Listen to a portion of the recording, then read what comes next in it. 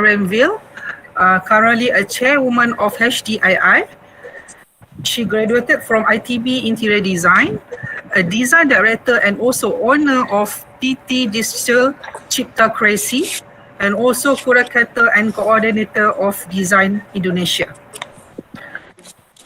Okay, so this afternoon also we have two honorable speakers with us who will be sharing their expertise.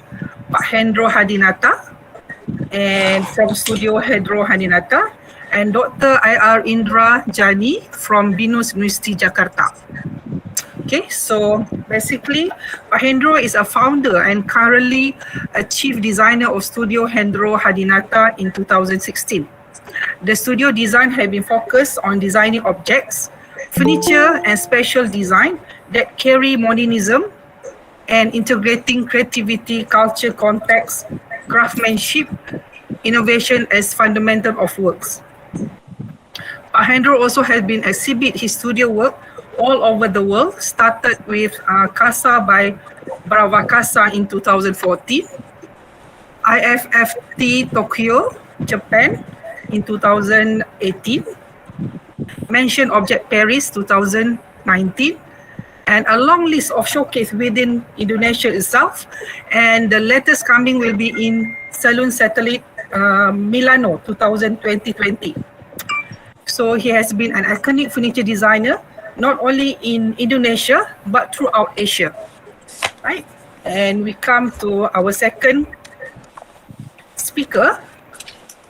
Okay, our second speaker, Dr. IR Indra, currently a lecturer at BINUS University Jakarta and also a COO Griot Penny at M Batik U.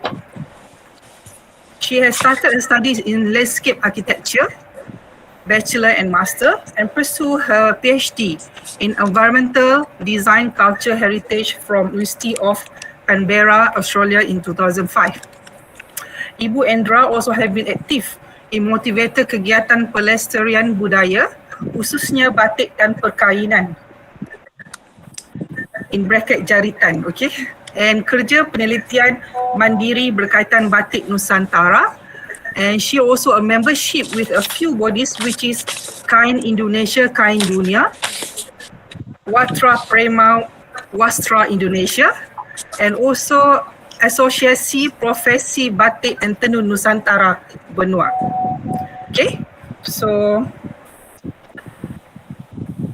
without any further delay, I now invite our Associate Dean, Encik Megat Arif Shah from School of Architecture, TAUC, for his welcome speech.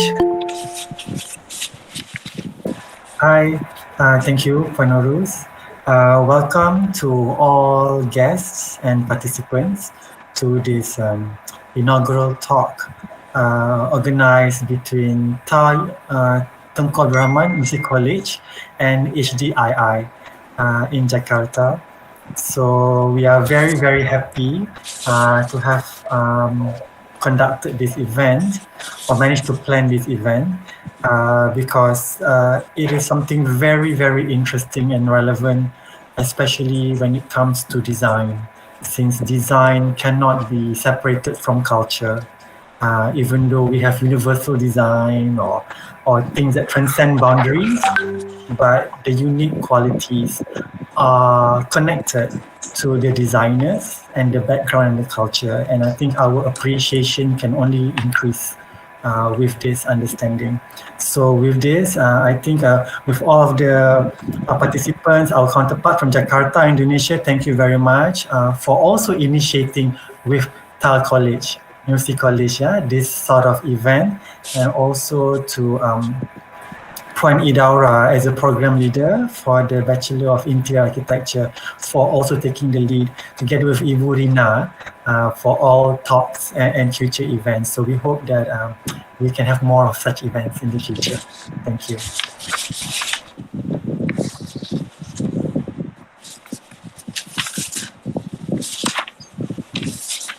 Nurus, your mic. Your mic. All right. Thank you, Megat, for your welcome speech. And next, we welcome Ibu Rina a chairwoman of HDII Jakarta, for her words. Thank you very much, Ibu Sadikin. Assalamualaikum warahmatullahi wabarakatuh. Good afternoon, selamat siang semuanya.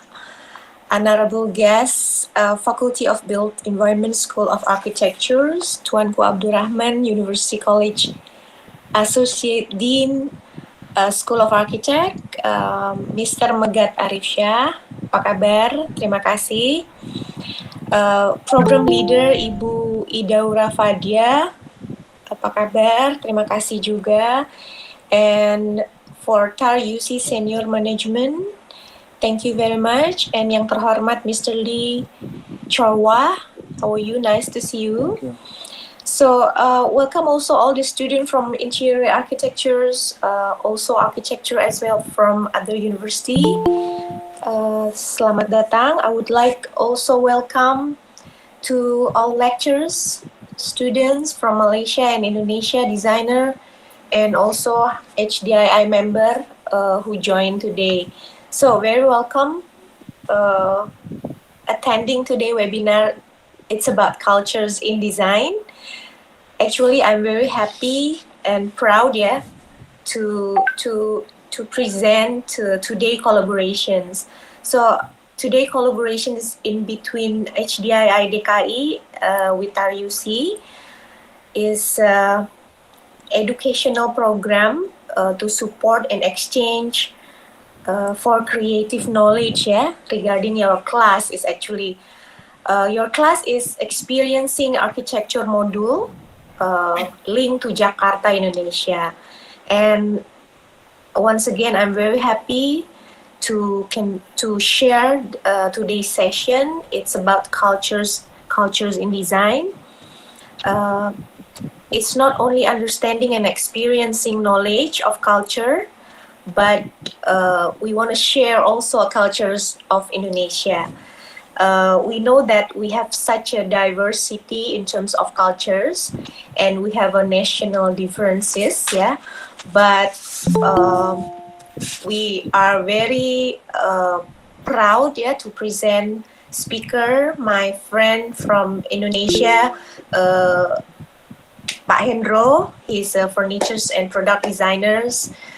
He will explain of local content and local material that we have in Indonesia, and of course some inspirations about Indonesia. And terima kasih juga untuk Ibu Indra Cahyani. She is going to talk about our proudly batik, the story behind and the pattern, and of course she's an expert. Terima kasih Ibu. We also want to see and to hear from you. Again, thank you very much to all the participants, not only from your class, but also from TAR UC Invitation and UC Management. I hope today it's not only the first online collaboration event, we can have continuing of partnership in the futures. Of course, we do some exchange and cultures between two countries. So good luck for everybody. Terima kasih for coming. Today is very interesting. Terima kasih semuanya. Thank you, Ibu Rina. Thank you for your welcome speech. All right. Okay. Before we start for our first session, can we take photo first? Can you switch on your camera, everybody, so that we have a fresh face in our camera before we start? Okay.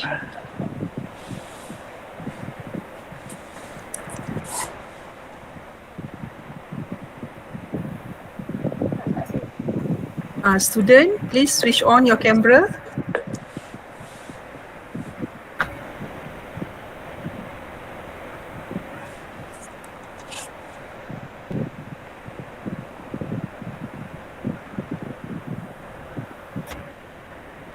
Okay.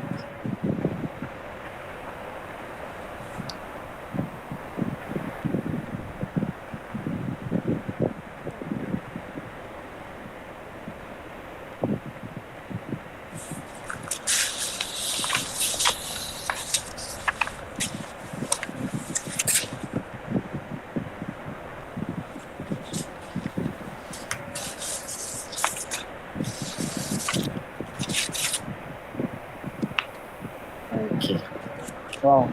All right, ready? All done. Oh yeah. I thought it's done. Okay, smile.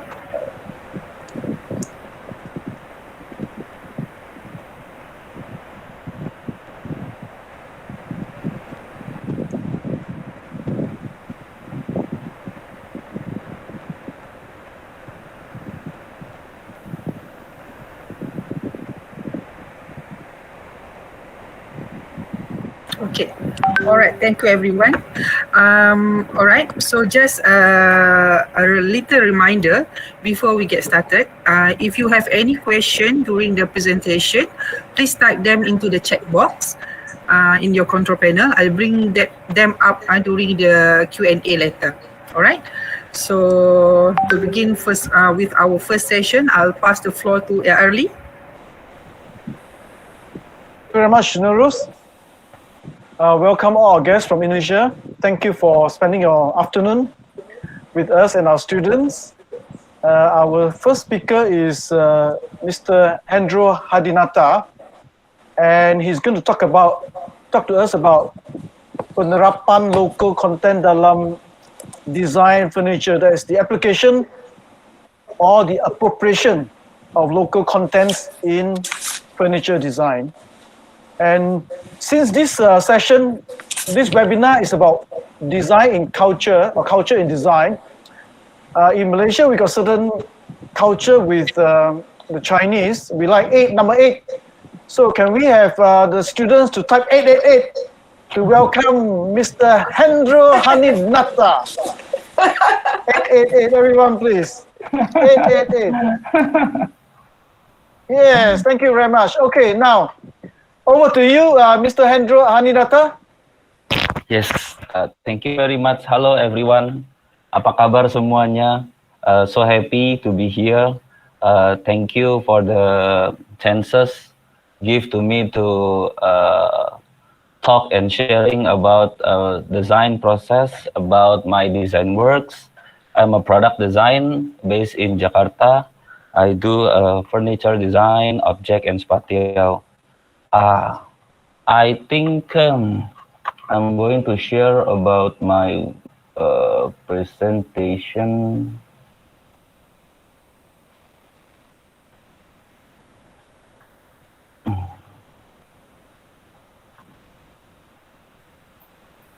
Okay.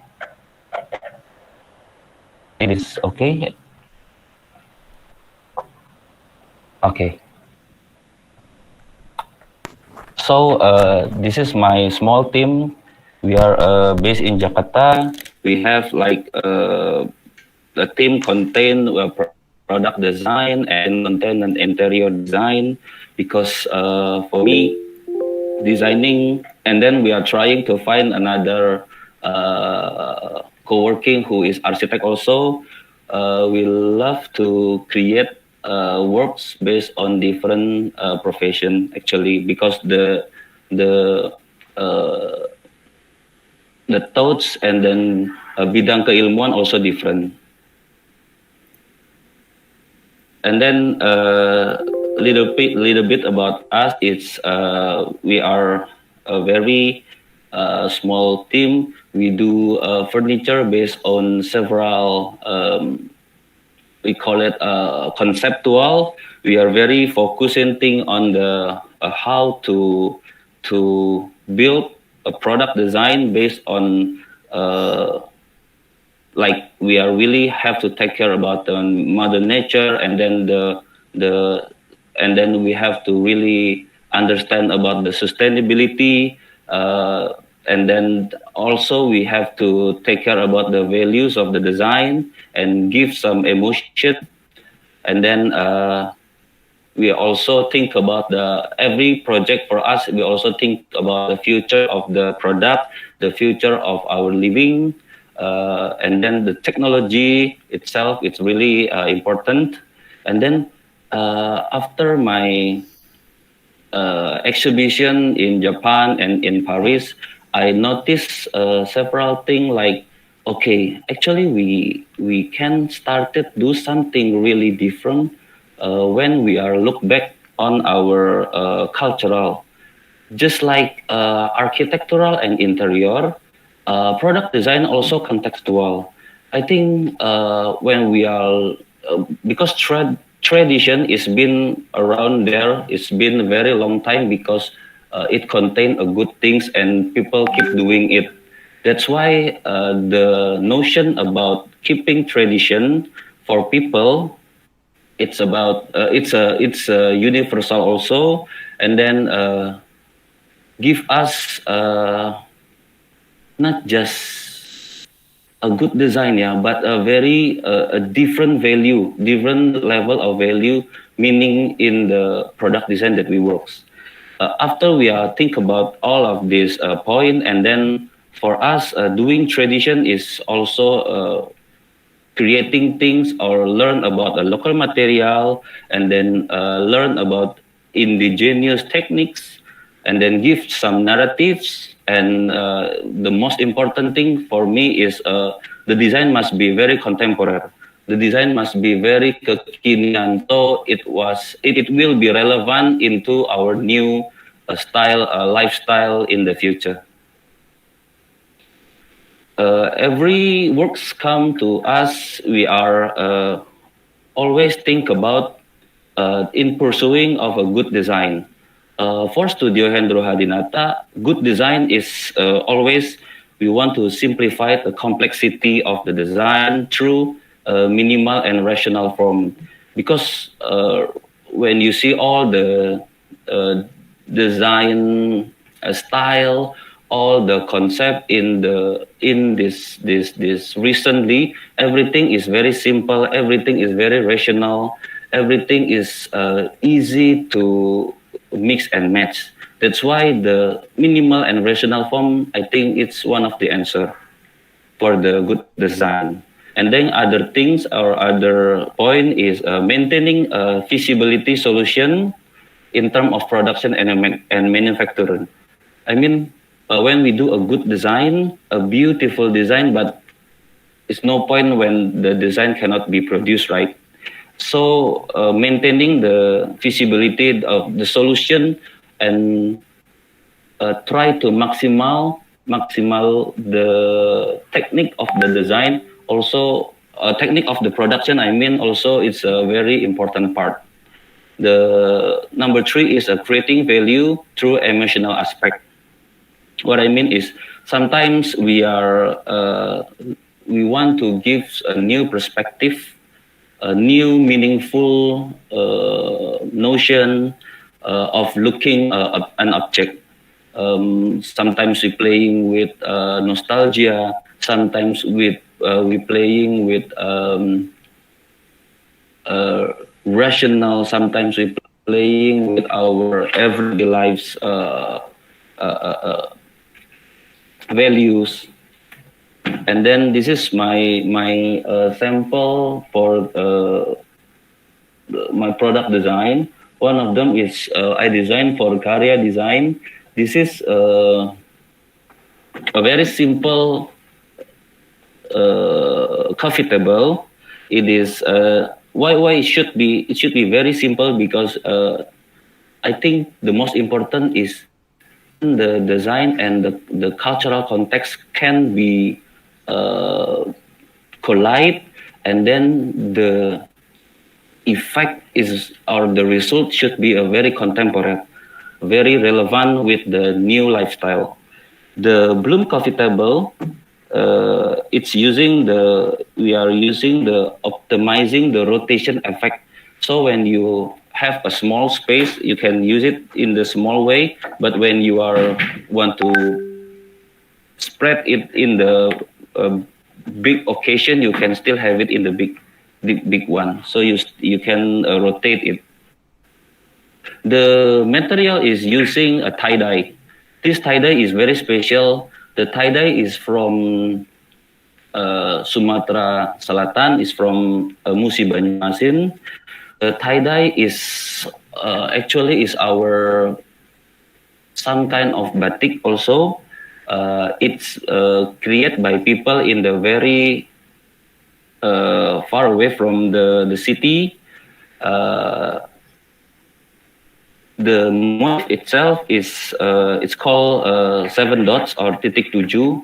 The motif is representing seven tribes of people from Musi Banyuasin, and then all this kind of beautiful story we can show in the fabric. So from the and also the color we get it from the extract of the gambir plant. So it's totally 100% eco-friendly. And then we are laminate it into some kind of HPL. So the performance is very like HPL or high pressure laminate.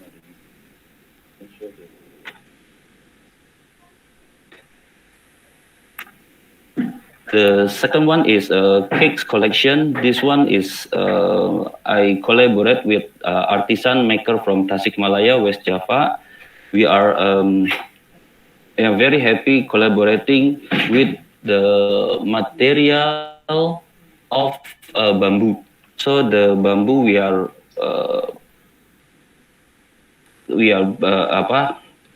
potong, and then we are slide this into into 2 millimeter, and then we are laminate it together.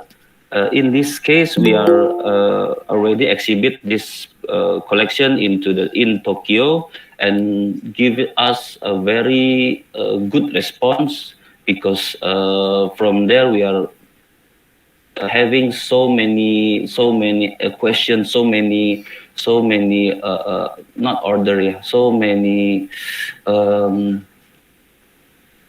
they think the material is very nice. Then the way we create, the way we evolve it into a contemporary, they get the point. See.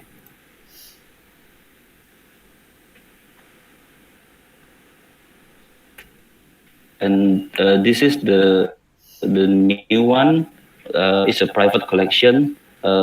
At 2019, I finding in Nusa Tenggara Timur, there is a weaving from metal. They doing from long ago. This is something that I think really interesting. And then we are creating this coffee table. It's colliding two form, the simple half spherical form, and then the ornamental from our ancient temple in the Buddhism era. I think it's kind of, we still develop on this product. But the appeal, like I said, I want to give it a contemporary appeal. So it will be easily to blend into a new style of interior and architectural. This Katulistiwa chair is very Asiatic. We designed it for Zuno Home, local brand from Indonesia. The design is using rattan as a core material, but the feeling about the rattan is very modern. It's very simple, because usually rattan is very complexity, because we have to think about the construction, and they have to tie each other. And then in this design, I think around we are designing and then make it prototyping. I think like 7 times until we are get the right proportion, the right construction, and then the feeling is still very light. And then also the mono material, I think is very important to make it more contemporary. The right one is follow chair. We are very happy with weaving, wickering, because that was our tradition also. And then but we are trying to finding the right composition to make it not too much, to make it simple, to make it easy to blend into the interior.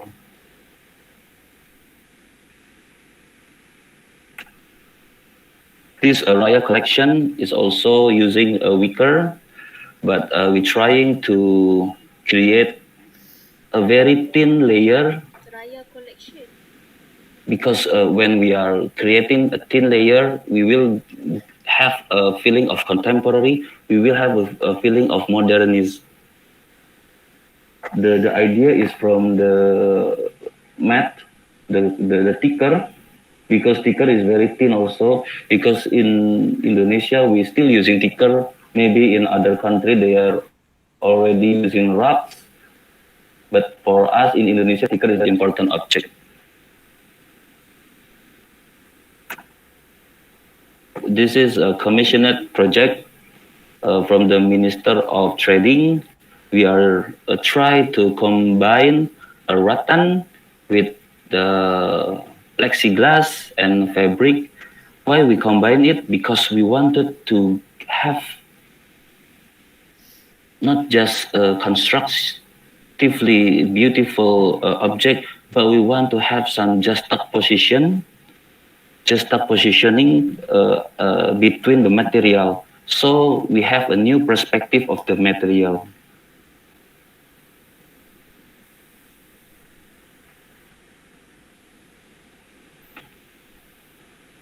This is the furniture for the DKI collection. DKI collection is a local brand from Jakarta. They are very young, but they are willing to using cultural context as one of the concept of all the products. The design is very Asiatic feeling, and then there is a twist in the detail, and then we using our teak wood from Indonesia, I think, because teak wood is one of the best wood in the world. So the design is like very modern, also very contemporary, and then we are taking the inspired by the meandering of Musi River. So in the side of the aging of the table, you will finding the like meandering the form. It is look sculptural, but also very simple. And then the most important thing is the furniture must be really looking from.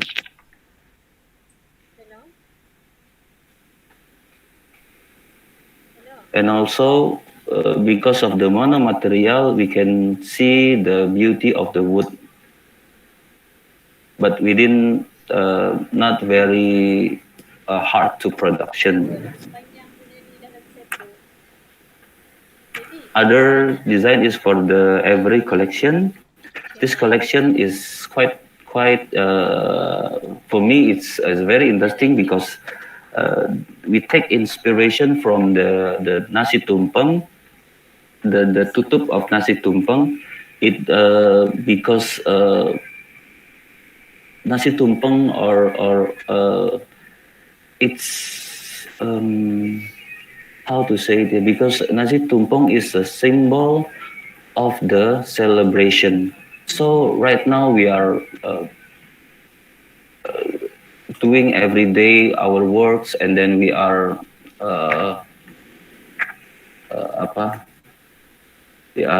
selamat from the pandemic, and now we have this is the symbol, and we have to bersyukur, we have to grateful for everything that we have right now. And this symbol we are translate into lighting. The unique part is also the joining of the lampshade, because the joining itself should be the weakness, but with the story, I think we are trying to make it as a strong part. because of like tutup tumpeng, there is also we are mimicking the banana leaves actually. The material is from the 6mm plywood bending. I love using plywood bending because plywood bending is very effective material, and then less waste. I think one of the solution for our products. And this is also thicker lamps for every collection. The collection is also appear very simple. Sometimes we play with the mono material, and then inspired by the thicker also the maps, the gesture when we want to cleaning the maps.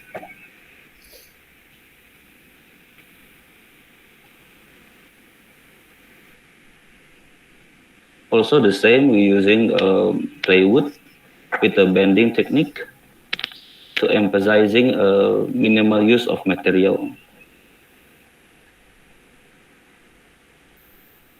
This baju chair is for veranda living. The chair is also very simple look.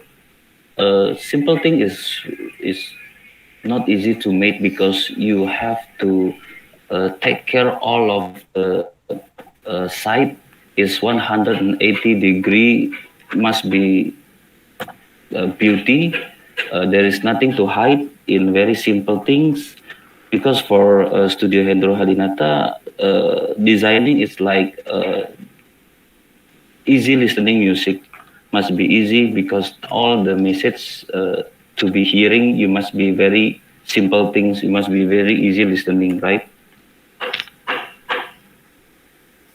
And the unique part is the joinery, the leg, and then the backrest. It's kind of baji. It's kind of we call it. It's how to say it ya? Itu it's like pegang each other gitu.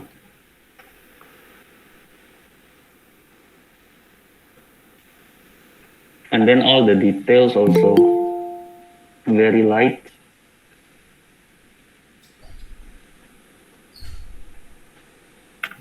The joinery, I mean. And this is the exhibition that I do for GFW. We are doing some kind of response for the phenomena of environmental degradation.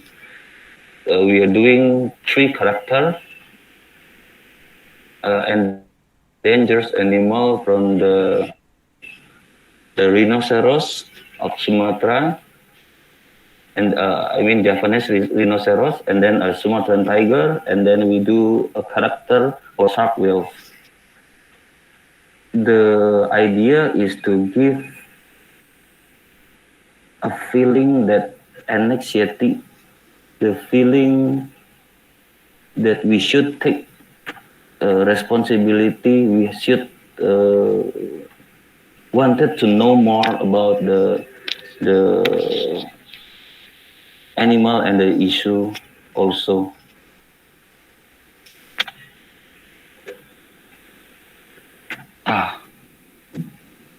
This is for me. Thank you very much.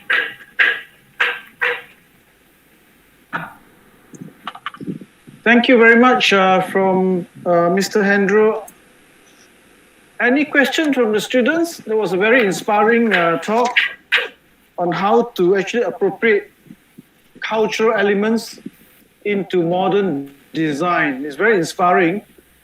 I hope we can inspire our students to actually apply it. One way I look at this presentation is either you do the parallel, you apply cultural elements that you find in Malaysia, either in Chinese, Indian, or Malay culture, or even the native culture, and apply into your modern design. Or alternatively, another inspiration is that as an interior designer or architect, you can also venture into furniture and product design, like Hendro Haninata is doing, which is perhaps even more interesting, than architecture and interior design. Which means you have probably a more appreciative client. Like he's so lucky, I see that he's got so many client has commissioned him to do private collection. He's like an artist. The client comes to you to do private collection. It is so honored, such an honorable position to be in. So right now, any questions from the students or staff? Hi, Chawa. Hi. Good, Mega. Thank you for breaking the ice. Yeah, I know. But I was actually looking. Thank you, Pak Hendro, for that interesting examination of the way you work and your inspiration. By right, things that are supposedly simple, quote unquote, that's the hardest to do because you sebagai satu summary, it's a summary of everything into the simplest element. You cannot take out one thing, you cannot add on one more thing. It's going to affect the composition. Right. Yeah, so I thought the lamp that you did, the bent plywood, I thought that was that monolithic mono element, right? I thought that was not that easy to bend plywood, isn't it? Right. It's not that easy to bend plywood. But one of the things that I was interested, there were two things I was interested. One, you mentioned something about juxtaposition. Yeah. To get a new understanding or appreciation of the materials. Is there any other juxtaposition or combination of things that you do or you include in your design that you are interested to explore? For example, in terms of technicality ke ataupun details ke, Yeah, thank you for the question, Pak. I think I really interested in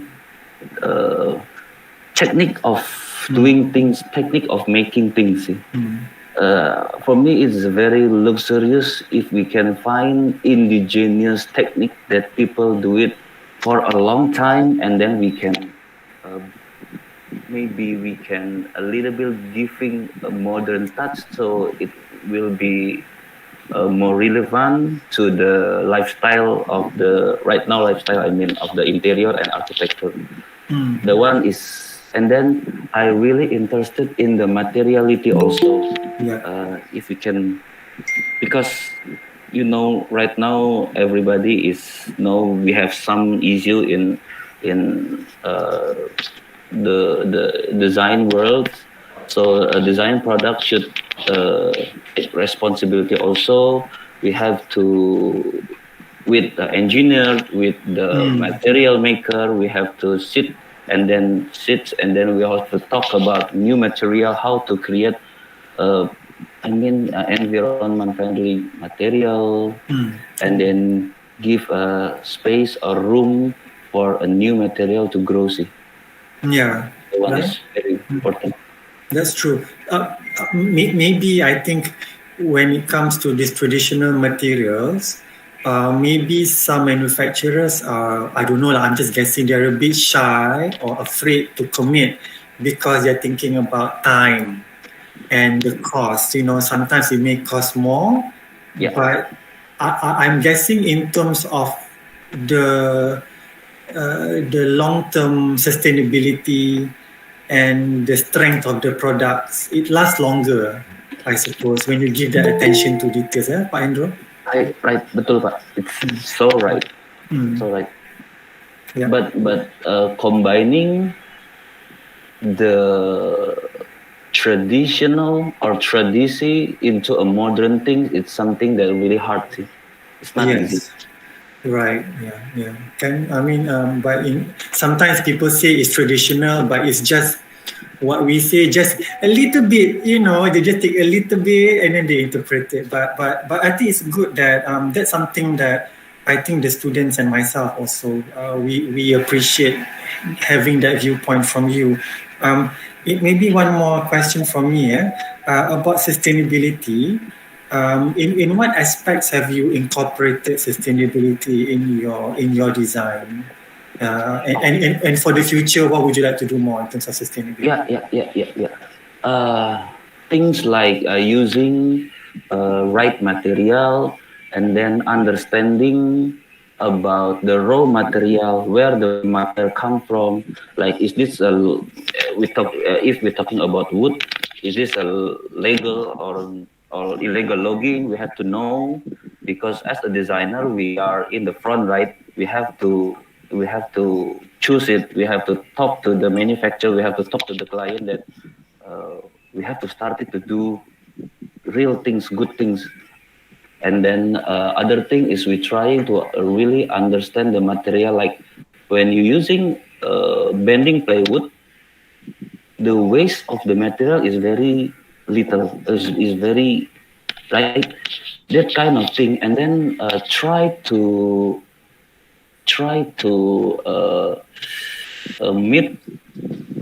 technique of using it into a manufacturer also is not easy, because not all manufacturers do this kind of thing, because it must be very precision and then takes time to do it. But when you want to create because right now market, everything is very thin, everything is very streamlined, everything is very light. I think they have to catch up. They have to catch up the techniques. There is no way they have to catch up. Okay, thank you very much, Megat, for your interesting question in breaking the ice. Thank you, Megat. Right now, we still don't have any question from students. Maybe I'll ask the next one. In terms of the limited edition furniture that you do, how many pieces do you do? Just one single piece, or are there a certain number of pieces for the private collection pieces? Just one piece? We always do a 12 piece. Oh, 12 piece. Okay, yes, okay. It's representing 12 months of 1 year, because in 12 months you have good things, bad thing, and everything in 1 year, right? I see. And the private collection, are they just, even if you make 12 pieces, for them only, or are they selling them as well to others? For their own use only, or limited to their own use? Yes, limited on yeah. Actually, for their own use only. Yes, but actually the collection is not. We're not talking about only the business, but we're talking about to provoke the technique. I'm hoping that a lot of the designer also can see the message that sometimes the traditional, sometimes the indigenous technique can be created, can be found very modern also when the design is right. I think the provoke steps. Yeah, okay, thank you. So it's a provocation to provoke people to rethink about how they can actually use the technique or material in modern design. Very good. Thank you. Since there's no other questions and the clock is ticking, we have heard Hendro sharing with us his design approach inspired from Mother Nature, tradition, and incorporating them into modern design and modern production technique. That has been very inspiring, also to me as an architect and as a designer. And I really enjoyed your presentation very much. Thank you. And there's only one slight suggestion if I could suggest to you, is that you are presenting to a foreign audience like us, even though Malaysia and Indonesia quite close. But many of the things that you talk about, we actually don't have much inkling of what they are, So I think in future presentation, if you can include some of the original item of inspiration, that will help your international audience to get a better understanding how you actually get inspiration from those objects or items and how you actually transform them into your modern design. Because right now, my mind is trying to figure out what are you talking about, which because of our culture, some of the things I cannot imagine. Yeah. So, but anyway, still, it's a thank you very for the inspiring talk. Thank you very much. So, shall we now move to Dr. Indra? Are you ready? Yes, I am. Good. Dr. Indra, I think Puan Nuruz has actually introduced her. She's going to talk to us about the philosophy behind Indonesian classic batik pattern. I think she must be quite an expert in this area. I think you're still teaching in university, right? In various universities in Jakarta. So you're still involved in the academic world. And with that, I shall pass the floor to you. And as usual, I also like to ask our student to welcome you. Instead of clapping their hand, type in 333 to welcome Dr. Indra to the floor. 333 in Chinese means long live. Okay, Just like thank you. Okay, the floor is yours, Dr. Indra. Thank you, Pak Jawa. You can share screen, yeah? Maybe firstly, I want to thanks for the Tunku Abdul Rahman University College and also HDII Jakarta for allow me to share in this evening or maybe afternoon or evening. Okay. And then I apologize for my background because I can't flip my background. No, you're fine, that's correct. Because you see the opposite, but we see right. Oh, really? That's correct. Oh, yeah. Okay, because I thought in the way No. Okay. You're correct, you're right. And then I also apologize. I can't rename my name in the what's that? In the layar. Yeah, no. Because I think it should be in the beginning. Yeah. Batik is actually it's my Zoom you can, but this one maybe you can't. Yeah, that's right. Because batik is actually my activities outside the university. Okay. Now I try to share as Pak Mega tell me before. I hope I'm not forget to do it. Seluruh layar, and then okay, this a little bit different with Zoom. That's why I have to learn more. Okay, and then just minimize, right? Ya, betul Bu. Ya. Yeah, this one. Okay. Ya, nampak. Ya. Yeah, okay, thank you. Should I speak in Bahasa Indonesia or in English? But my presentation is in English, so if I talk in Bahasa Indonesia, you also could read my presentation. The title is The Philosophy Behind Indonesian Classic Batik Pattern. So I'm talking about the pattern actually. This is already now, firstly, I want to tell everybody about the definition of batik. This one I took from Oxford Dictionary, so it means everybody could understand. So according to this dictionary, batik is a method originally used in Java of producing color design on textile by dyeing or celup, but before that, they have to apply the malam panas first or wax. Actually, we call hot wax. Yeah. Without this, we didn't call it batik. So this is not batik because this is a fabric with batik pattern. Because you could buy how many meters do you want, whether 2 meters, 3 meters, 5 meters. it's okay. But if a real batik, we can't do like this. So this is not batik, just textile with batik pattern. Okay. And then now I want to show you the process, how to make batik, the real batik. So firstly, we have to trace the pattern on the fabric. After that, we using chanting with hot wax. We're writing on the fabric.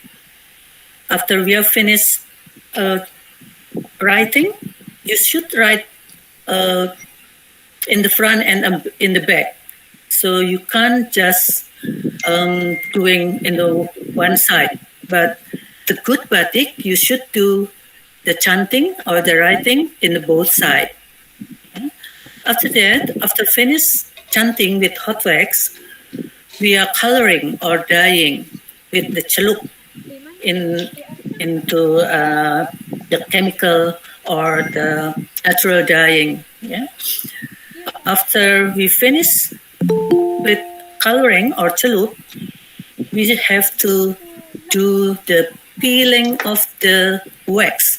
In Bahasa Jawa, we call it ngorot with D, Nglorod. Because if with in the at the end with T, it's different meaning. So be careful with that.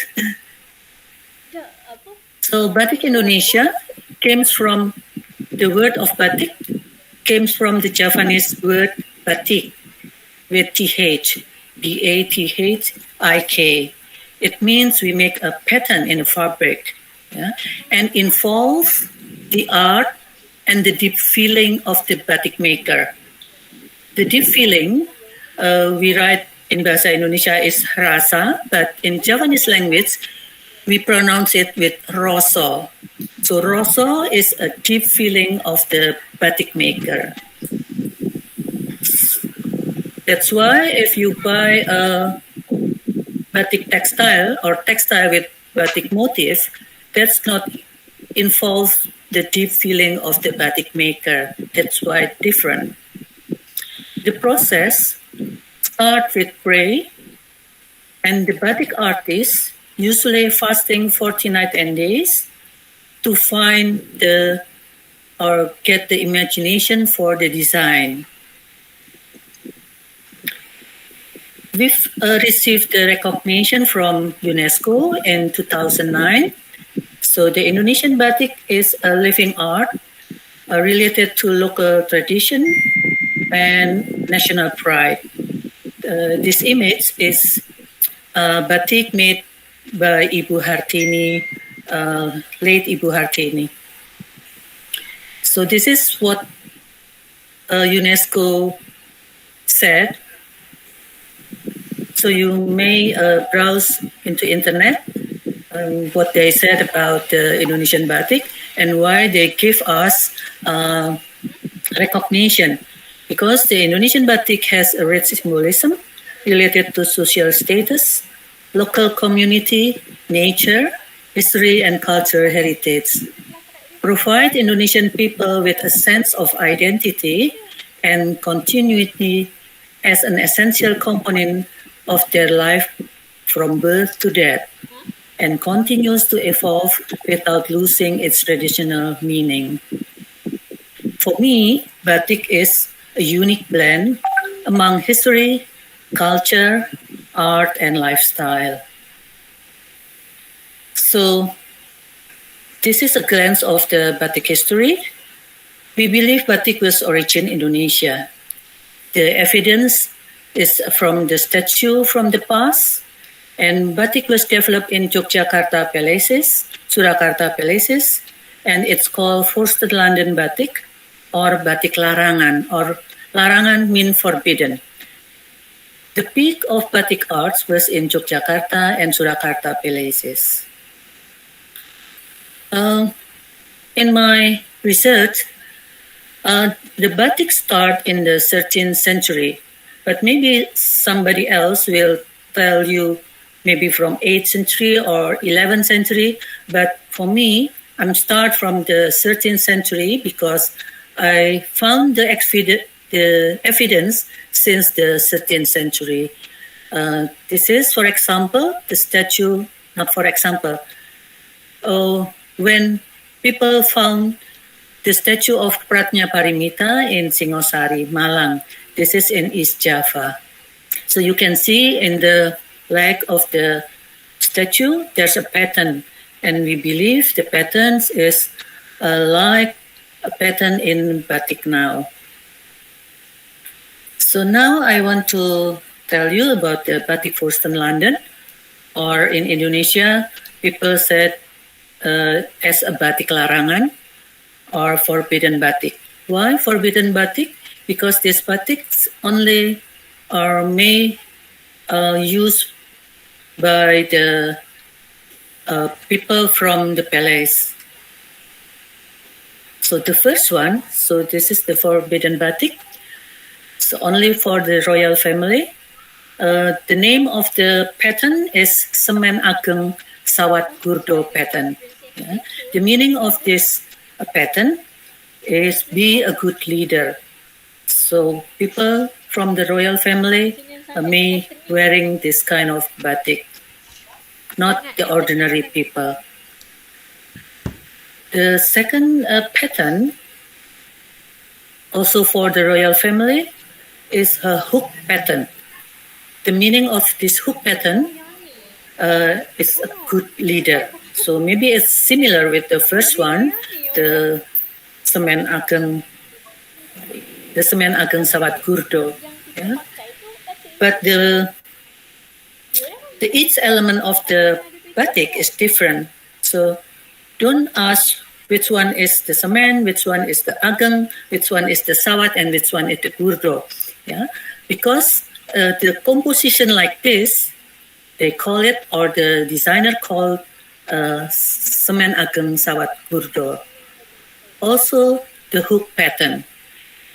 The composition of this element, they call it hook pattern.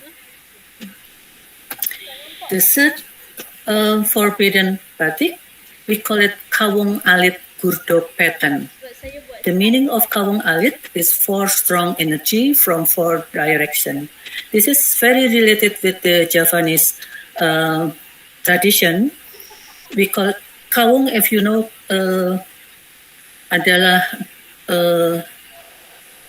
buah aren, yeah? Aren fruit. So if you know arenga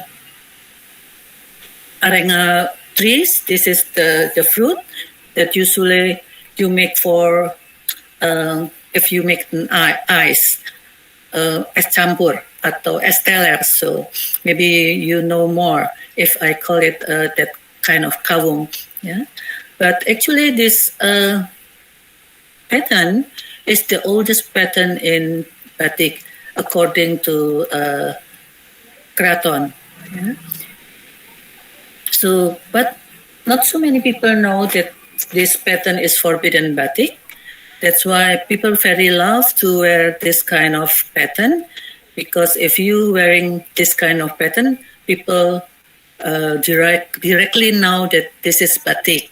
But I also just know that this pattern is a forbidden pattern.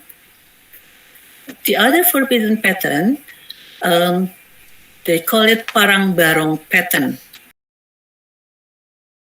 Strong leader. So if you're a leader, you have to be strong and wise, yeah, and to protect your people. Now, after I talk the forbidden batik, I want to share to you about batik for ordinary people that's related to the Javanese culture and tradition. When somebody propose or getting married, they usually melamar. Yeah? When you come to somebody home, melamar the gadis. Yeah? So in this event, I suggested for the ladies wearing the situ asih on the left side. The up image is for Jogja style, and the bottom is Solo style. This is for the ladies. And for the boy or the man, I suggested wearing Satrio Manah pattern. So the meaning of Satrio Manah pattern is, in this case, in this event, is you are the only person in my heart. Yeah. But if the lady wearing Sito Ase, it means full in love. Hopefully, this lady will be disayangi oleh kedua belah pihak. Ya. Apakah pihak keluarga wanita ataukah keluarga pria. Ya. After they propose the girl, usually they will be 3 months or 12 months before they married. Right? So before they married, in Japanese tradition, one day before they married, they have a kind of tradition that we call it siraman. Siram, it means having a bath. So I'm not really sure whether the English word is similar or not with siraman. Sometimes the people call holy shower. This is one day before they married. So this is me and my husband when my son getting married. So my husband and I should wearing cakar pattern. This kind of batik. This is cakar pattern. Cakar actually is the feet of chicken, but we didn't tell it cakar ayam, but only cakar pattern. The meaning of cakar pattern, we pray atau kami berdoa, hopefully my son will responsible and take care of the family. Because with cakar, it means it's easy to get a rezeki, find a job, and then take care of the family. So this is example of the Japanese wedding ceremony with Solo style. So why I say Solo style or Surakarta style, not the Jogja style, because they're different pattern when they use for the batik. So Truntung pattern was used by the parents, both parents. If they're from Solo or Surakarta, they're wearing the Truntung Sri Kunchoro. Sometimes without the Kunchoro. Kunchoro means like the pattern like, what call it? Actually, Truntung is the star in the back. This is the Truntung. Yeah? But the Jogja style, Truntung, it's not star, but in here they represent kembang jeruk. Kembang jeruk is lemon flower. Yeah? The meaning of this pattern, it means love from the parents to their children. Even though they already married, the parents still love them. But this is Asian tradition, I think, because di negara asing, Eropa, ya, atau Amerika, mungkin mereka tidak mengikuti faham bahwa setelah menikah, ya biasanya anak-anak sudah bisa menentukan keinginannya sendiri, ya, tidak menginginkan bahwa orang tua ikut-ikutan, ya. Berbeda dengan di Asia, ya. Nah, sedangkan ini, this is the Japanese wedding ceremony, Jogja style. I mean the pattern that they're wearing. So you can, the bride and bridegroom, they're wearing Sito Mukti. The brownish one is Sito Mukti Solo style, and the white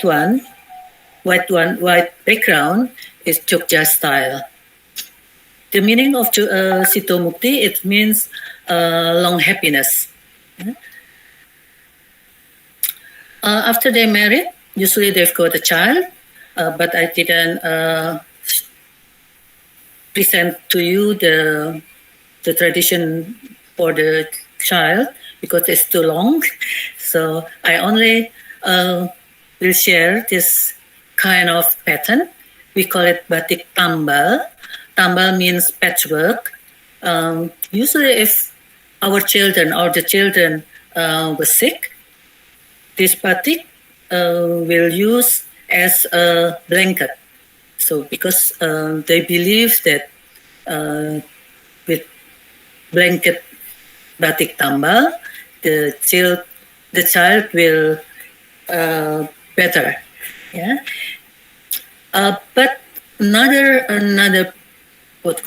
friends of mine, he proposed this kind of pattern when somebody proposed melamar, yeah, because he said the meaning of the pattern is to fill in each other, jadi saling mengisi. Oleh karena itu, kalau kita menikah, kita memerlukan saling mengalah dan juga saling mengisi. So that's why they suggested to use this kind of pattern. Not like me, I propose to wearing the Situ Asih and Satrio Mana. This kind of pattern, we call it slopok. This usually people wearing this kind of batik if they come to somebody pass away. Yeah. The meaning of this kind of pattern, hopefully the person who passed away get a better place, atau dimudahkan perjalanannya menuju sang halik. Another batik pattern in Indonesia, we call it batik pesisir, mostly related to the north coastal area in Jawa and Madura, and only a little from the south coastal. For example, this is batik from Garut. We call it merak ngibing atau merak menari, ya, dancing peacock. Ya. Ini juga memberikan arti keceriaan, kegembiraan. Ya. Sedangkan ini batik dari Cirebon. We call it Megamendung. I believe everybody know this kind of pattern because it's very popular. But be careful, you call it Megamendung or cloud if the pattern is horizontal. Because if you draw, menggambar when you are a child, usually when ibu guru asking you to make a gambar, usually you draw a home and not a home, or maybe a gunung, a mountain, and then there's a sawah, a paddy field, and then you also draw the cloud, right? And the cloud should be horizontal. Some people think if you wearing a skirt horizontally, the Megamendung horizontally, sometimes they feel they become or look like bigger. That's why sometimes people using it or wearing it with vertically, yeah, but it's not correct. Because if vertical, it's similar with the Megamendung, but this is, we call it wadasan, yeah. Wadasan is a rock. The wadasan pattern, they're vertical, but the Megamendung is horizontal. But it's up to you or up to the designer if you want to change the pattern or the meaning. Okay. Another batik from Pekalongan. This is, we call it hokokai, but actually hokokai that influenced by the Japanese, it's only produced in 1942 until 1945. After that, we didn't call it hokokai, but Jawa Baru, because the Japanese already go back to their country. So this pattern become Jawa Baru. But if now the batik maker selling the Jawa Baru, nobody want to buy it, even though the pattern same. That's why they changed the strategy, they changed the name, become Jawa Hokokai. Yeah. But actually, the pattern Hokokai, Jawa Baru, or Jawa Hokokai is just the same. Yeah, that's influenced by the pattern from Japan. another legendary batik from Pekalongan that started in 1925 is Uisuchun batik. Yeah, this is a batik peranakan, Indonesian Chinese, and now that's already the third generation. But we are afraid that's only stop until the third generation because the person, the owner or the granddaughter of Uisuchun is Ibu Widya, feel that already tired, too much order to make the batik. So maybe if she decided to stop, maybe Uisuchun is not here anymore. Okay? It's a pity actually, because her son doesn't interested to do the batik. But if interested, Ibu Widya said, if you can't make as fine as me, you may not use brand Uisuchun anymore. Maybe not everybody know that batik process have many kind of batik process. Handwritten batik or batik tulis, and then combination batik tulis and chop. It means they stamp first the fabric. After that, the finishing touch or the detail they make with chanting. The batik tulis and chop. The third is batik chop. Batik chop, it means only stamp without combination. Yeah? And I also want to tell you there's another type of textile that people call batik, but actually that's not batik. That is fabric with batik pattern produced by machine without feeling, without rosso, and printing traditional. Printing traditional actually is a screen printing batik. Now, because I have to present this kind of material to interior profesi interior decorator. So saya menyelipkan batik as an interior element. This is just an example. If you have the furniture from rotan and then you give the cushion or bantal-bantal with the batik cover. Yeah. This is another example that the batik as a runner, yeah, atau taplak meja. Yeah. I've got this photo, and then I've gotten the idea that we can change the pattern. This is the Portuguese pattern. You can change with or substitute with the batik tambal pattern. This batik tambal came from Tuban area. They made in a special fabric that they've woven by themselves. Yeah. This is also batik tambal, but this kind of batik came from Garut. The people from Garut, they not call it batik tambal, but erih oncom. Oncom is a kind of food, like a tempe, yeah, but different. Okay. Megamendung also popular. If you could apply in your interior, whether that's for a cushion or for wall, yeah, or bed cover. It's very interesting or nice. This is semen gurdo. Semen gurdo is different with the forbidden batik. So this one you may use it as an interior. This is also the truntum gurdo. The truntum is the star in the background, and gurdo actually stilasi or stillation from Garuda bird.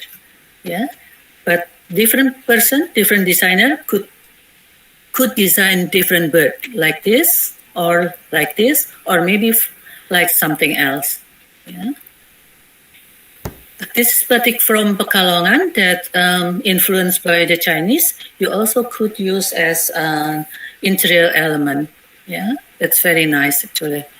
Ya, orang biasa mengatakan ini batik peranakan. Ya. Ini juga batik peranakan, ya, with a bouquet pattern. Ya. Yeah, batik as interior element, it's okay. You may use it, but please do not use the forbidden pattern. As GRA Bendoro or the Sultan Hamengkubuwono X daughters asked in the seminar of Jogja International Batik Biennale, berkelanjutan batik pada generasi milenial.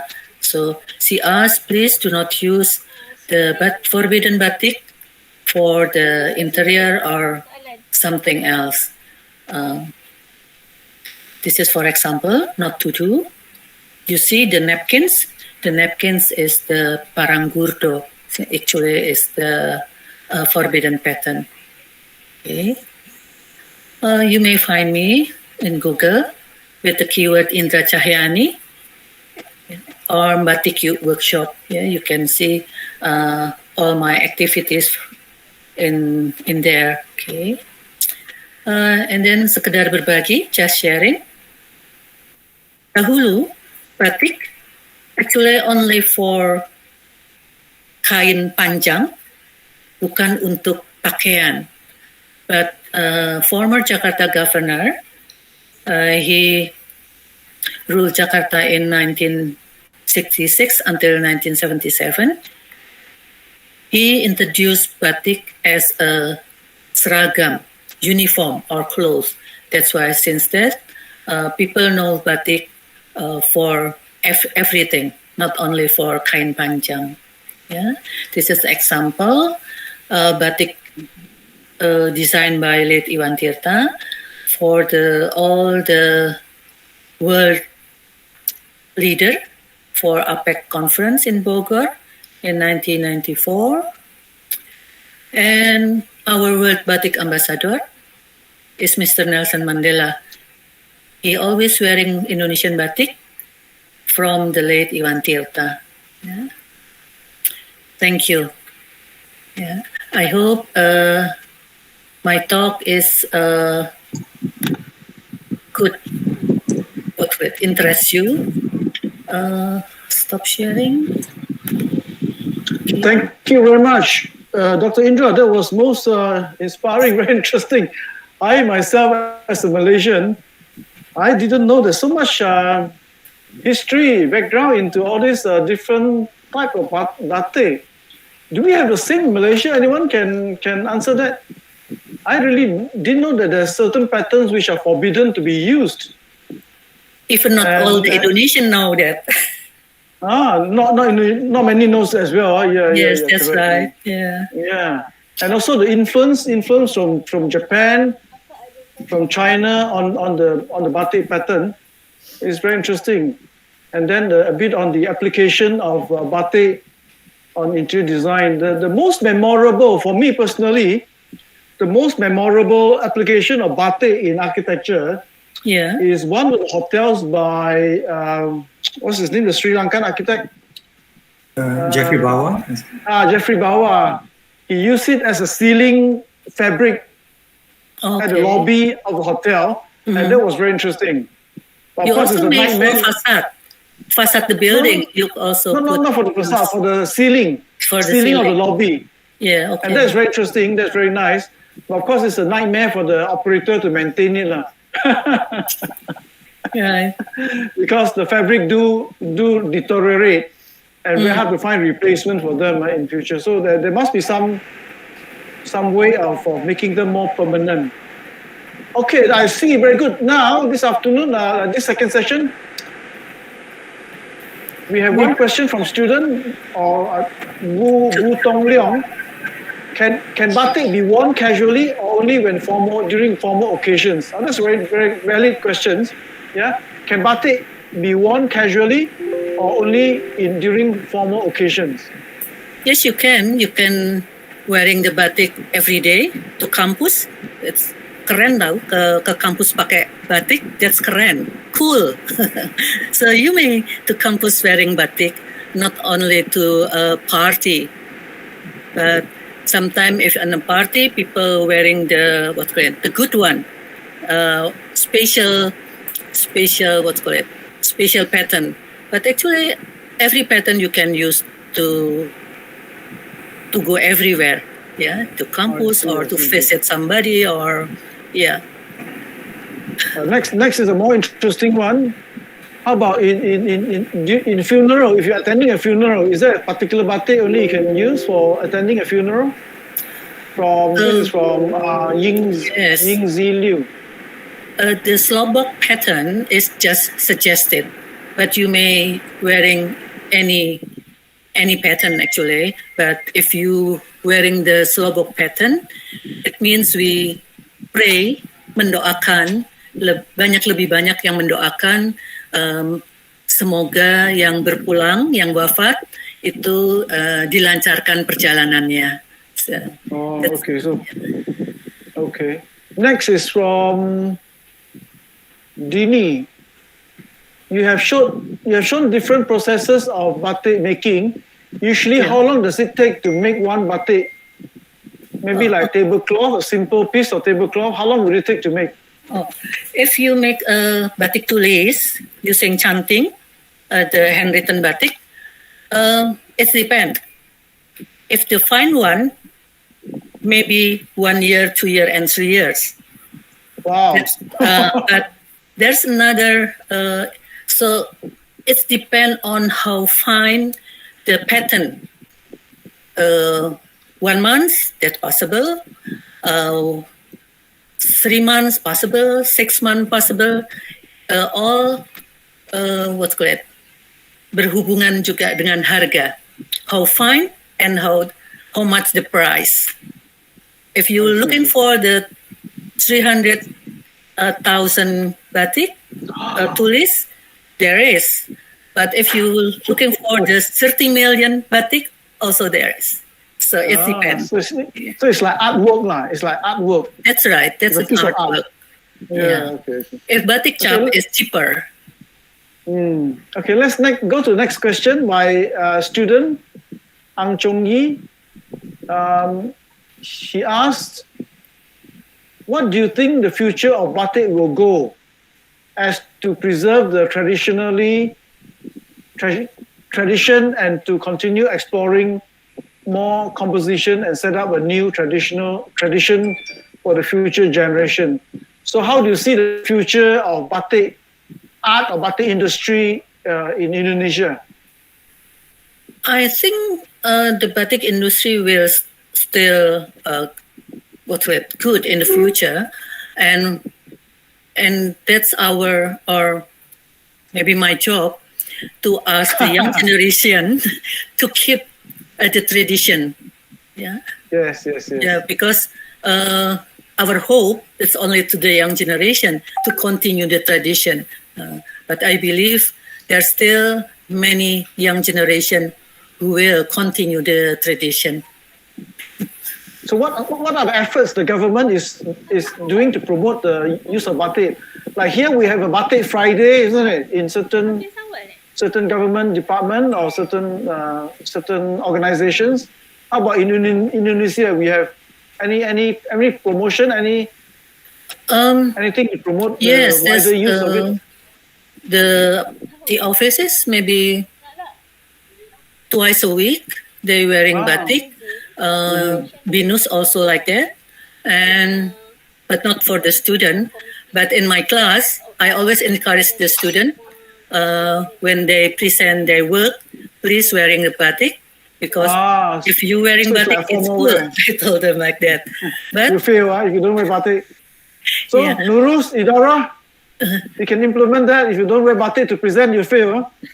Every day I work. I go to the university wearing kain kebaya. Okay. So interesting thing is the next question coming out is how to differentiate between Malaysian and Indonesian batik. That's interesting question. We would like to know as well. It's interesting because one day when I visit Malaysia, I forgot what year, and I came to a kind of exhibition, batik exhibition from Malaysia. When I asked the batik maker, actually the ancestor is from Java. Oh, I see. It's not real Malaysia, because they said our ancestor, our grandfather also came from Java. They said like that. So, but no worries. You can develop different design. Have you been to Kuala Lumpur? Me? Ah, Yes, at the time with the Open University, I visit to uni, but I forgot the name of the uni. oh, okay. Actually, we have a very interesting museum called the Textile Museum in Kuala Lumpur. Next time when you come here, you must either you contact us, we take you there, or whoever you're with, you must ask them to take you there. The Textile Museum, where they do the history of batik in Malaysia, in use in fashion and other application in Malaysia. Yeah, we have to pray pandemic will gone first. True. Okay, any other question from the students or from the staff?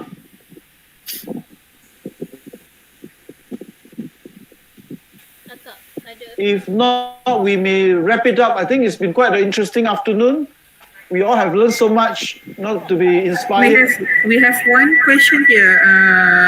Okay, Dr. Indra, in your opinion, is it a good thing to modernize batik industry to preserve the tradition? What's it? Modernize. I think we have to develop the batik pattern. The batik pattern could be different designer could design differently. So maybe the classical batik still there, but the new design we can always develop it. So no worries. So we can go together, berdampingan, yeah. Preserve the classical motif, and we also develop the new motif. Yeah. Okay, thank you. Since Andrew, are you still here? Since you are here, maybe we can get you to chime in on what is your view on batik in interior. Yeah, I'm still here. Have you used batik in your interiors, or do you think you can use batik in future in your in your product design? I think somehow I feel there is a little bit misleading of using batik in the interior. Like several of the ceramic brand, they use it in the floor, and then I think it's a wrong to use it in the floor. See. Yeah, the forbidden batik may not be used in the floor, like in Ponorogo, Kulon Progo, new airport, right? Oh. Right. So when we want to do design inspired by batik, I think we should learn and digging deeply into the pattern and everything. See. Yeah, very important. Yeah. Yes. Wow. Early, we have another question from Senli Yuana. Okay. Is the process of making batik in Java the same as making batik in Eastern Indonesia? Eastern Indonesia, it means Eastern Eastern di mana ya maksudnya? Sulawesi. Timur.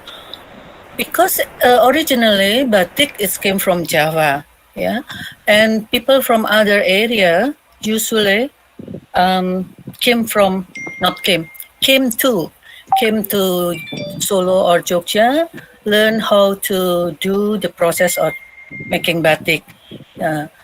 But people may develop their own technique, but the original one is like what I told you before. So they have to use the hot wax and chanting, and then dicelup when they give the color.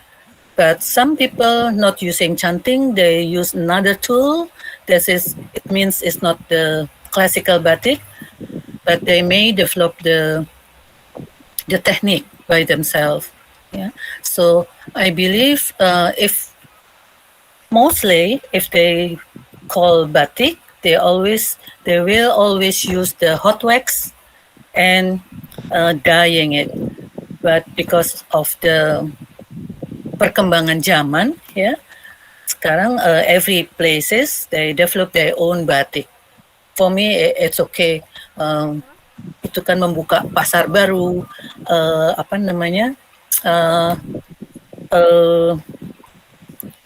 terutama di masa pandemi, people need how to find a job. Yeah, that's why people doing different thing, not the real process, but they develop the process with their own. Yeah. I see.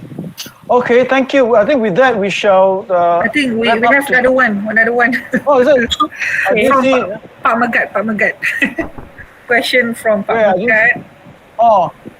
How do you take good care of batik to last for generations? How do you preserve batik to keep it for a long time? Oh, okay.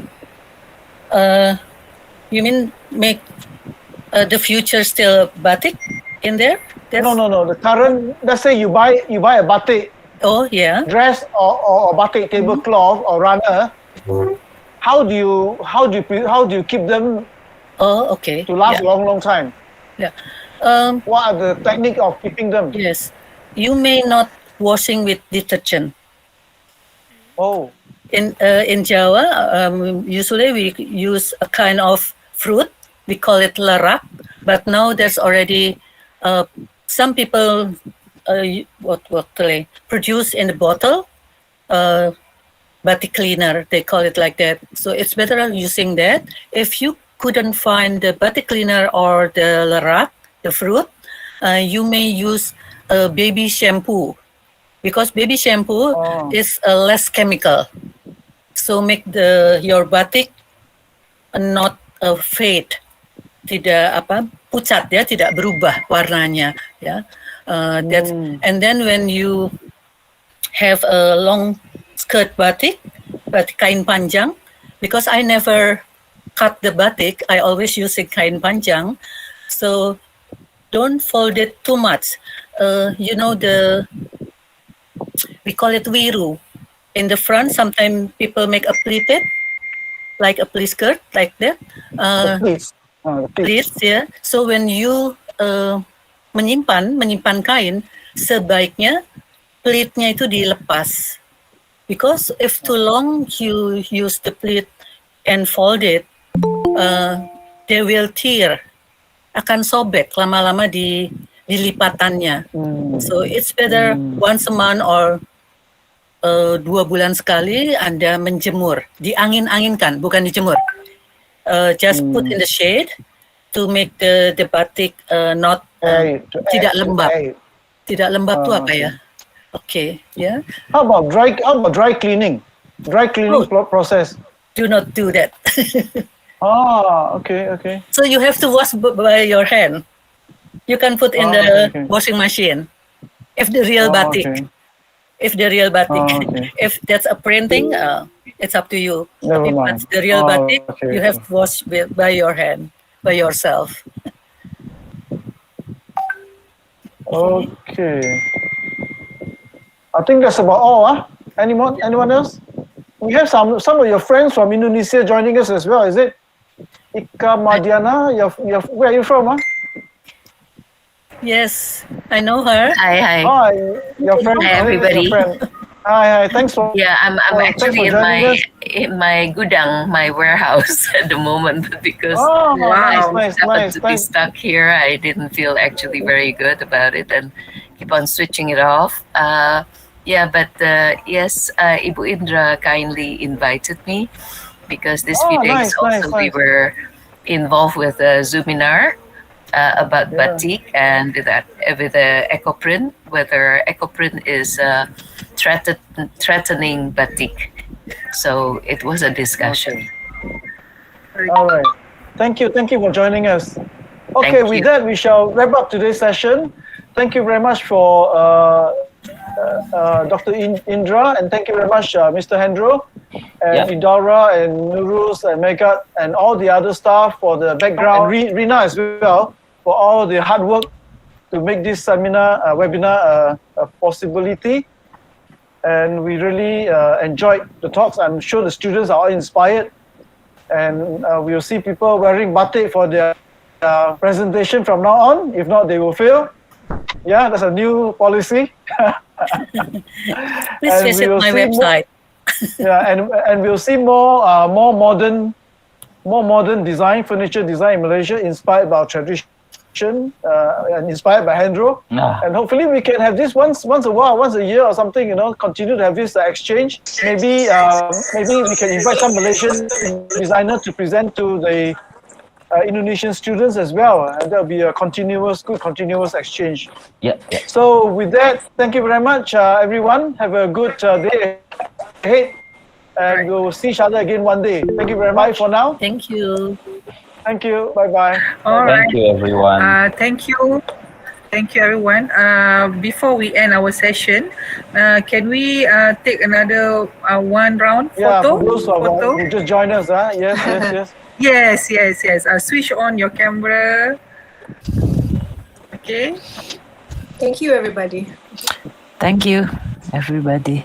Oh, we have a poet joining us also. Yes. Joe Flan, nice of you to join us. Thank you. Yeah, thank you. All right.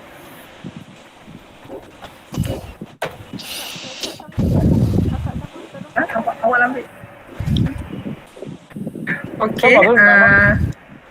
Yeah, Paidora.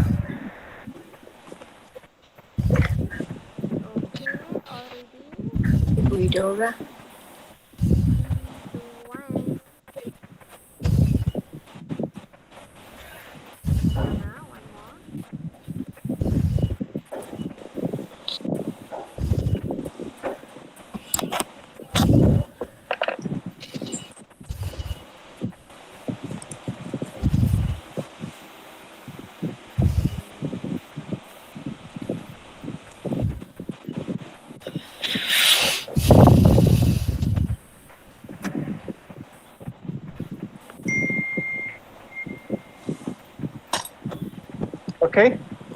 Okay. All right. Thank you very much. Bye, everyone. Stay safe. Bye. See Thank you so much, Ibu. Until we see you again. Indra, Pak Hendro. Semuanya, terima kasih. Thank you semuanya. Ibu, Bu Indra, Pak Hendro. Izin ya, pamit. See you. Terima kasih Mas Andre. Liwa, thank you. Teman-teman Thank you, dari Wastra, bye-bye. makasih ya. Andre, thank you ya. Bye-bye. Terima kasih Bu Rina. Thank you. Ya, sama-sama.